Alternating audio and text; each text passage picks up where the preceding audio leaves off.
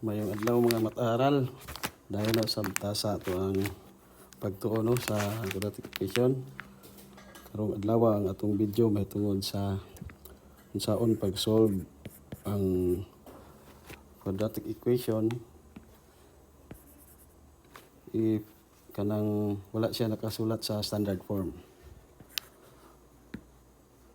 So buot pasabot ani mga mata-aral ang given mura siyang tan-aw nato murag dili quadratic equation kay dili nato makita ang iyahang highest exponent or ang degree nga 2. So buot pasabot kinahanglan ato pang i-operate na patay kinahanglan nga buhaton na pay operations nga kinahanglan nato i-perform bago nato mabal-an nga quadratic equation na siya. So example,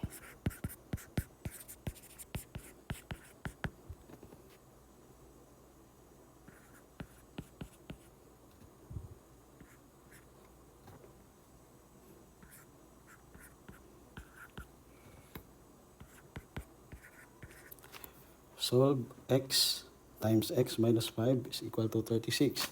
So kung atong tan-awon, dili siya mabalaan dayon nga quadratic equation siya tungod kay wala tayo nakita nga highest exponent nga 2.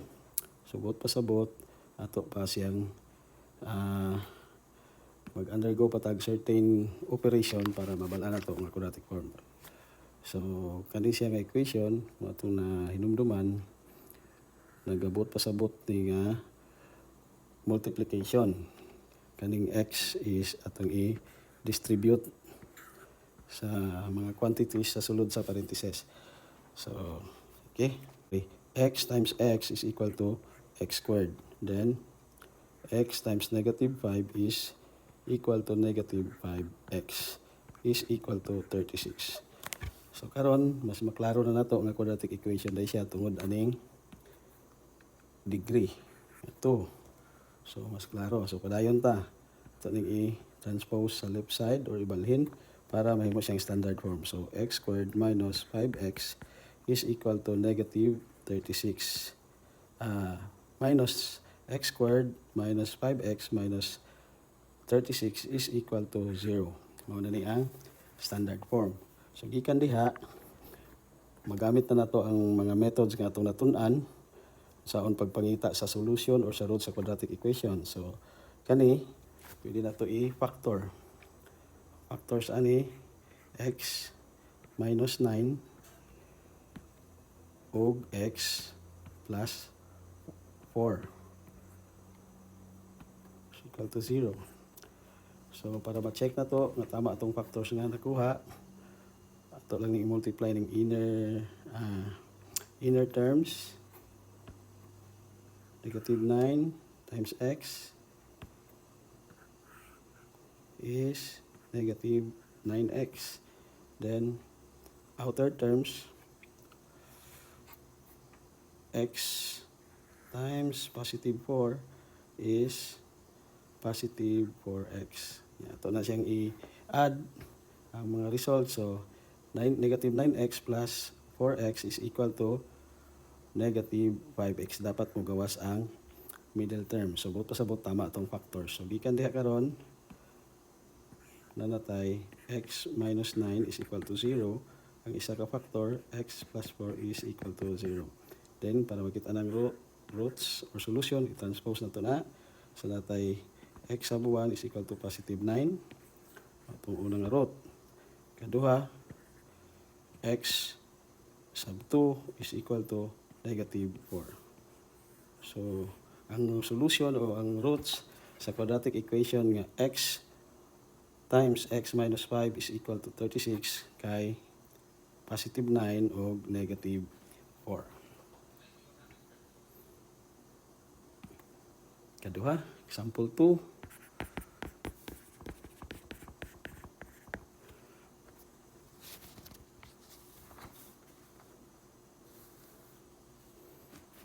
Naatay x plus 5 squared plus x minus 2 squared is equal to 37. So, Ini ato ikaduha nga example, mga mata-aral. Klaro kayo no nga kinahanglan natay i-operate. Kay kung atong nahinumduman kani ang atong mga given is tawag ani square of binomials. So, sabot pasabot ana kaning nasa sulod sa parentheses atong i-multiply or i-times ang sarili kay namtay exponent. So, kung nahinumduman nato sa atong special product, ano siya? Ano sa atong special product. So, ingon dito sa atong special product, para ang product aning square of binomial is perfect square trinomial. Saon ganito? So, square lang nato ang first term. So, x square nato x squared. Then plus i-multiply or i-times ang first term ug second term, unya ang answer i-times pa gyud og 2. So, x times 5, 5x times 2. So, 10x plus ang square sa second term. So, 5 squared or 5 times 5 is 25.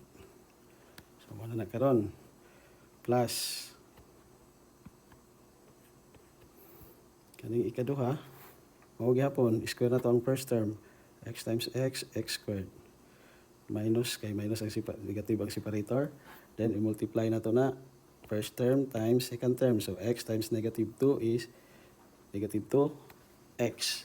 Times 2 pa yun is negative 4x. Sunod, ang square sa second term. So, negative 2 squared is positive 4. Then, kopya lang ang sa right side nga 37. Then, itong i-combine, no? Ang mga like terms. So, natay x squared plus x squared is equal to 2x squared. Then, 10x minus 4x is positive 6x. Then, natay sunod nga 25 plus 4 is positive 29 is equal to 37. Then, itong imong standard form, so i-transpose na to na, himo na siya karong 2x squared plus 6x plus 29 minus 37 is equal to 0.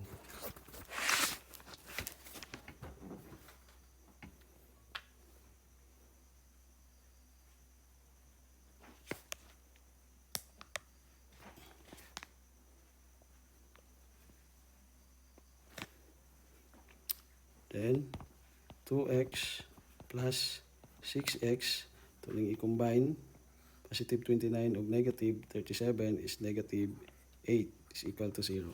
So, mao na ni karon ang ato ang resulting nga quadratic equation.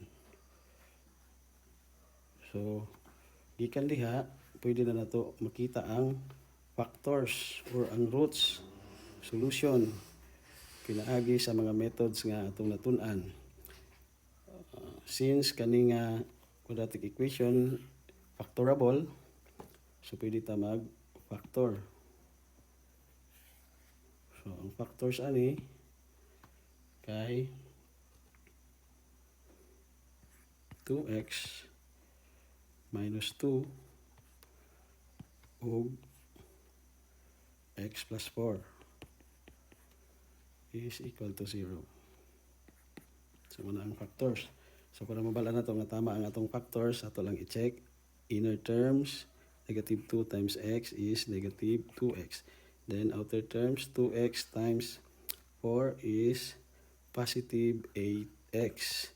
Yan, itong i-plus 8x plus negative 2x, dapat mugawas ang middle term na 6x. So, tama.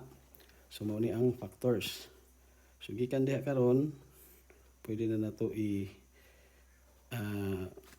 equate sa 0 ang mga factors. So, 2x minus 2 is equal to 0. Ang isa, x plus 4 is equal to 0. Then, transpose na to ni. So, nabilin 2x is equal to positive 2. Ang negative may mong positive, then divided by 2 para makita itong x. So, atong x sa 1 is 2 divided by 2, positive 1. So, na. Kaduha, transpose na nato ni. So, ang positive 4 mahimong negative 4 sa pikas. So, ang roots sa quadratic equation nga x plus 5 squared plus quantity x minus 2 squared equals to 37 kay 1 o negative 4. Okay, so muna siya mga example sa saon pag solve sa mga quadratic equation nga wala nakasulat sa standard form. Bukod pasabot, kinahanglan na patay i-operate bago na to makuha ang standard form. So diha lang ta kutob para ani nga video mga mata-aral. Hinaot nga natay natun-an ug padayon kita sa pag-follow, no, subscribe sa ato ang YouTube channel. Share po na to kay para katabang po ta sa mga mata-aral nga parehas ninyo nga kinahanglan pod o mga video para sa atong mga lesson grade 9. So kini na usab ang ato ang Sir Bertoy sa Mat Bisaya nagapahinumdom magtuon sa kanunay aron kinabuhing estudyante maharuhay. Daghang salamat.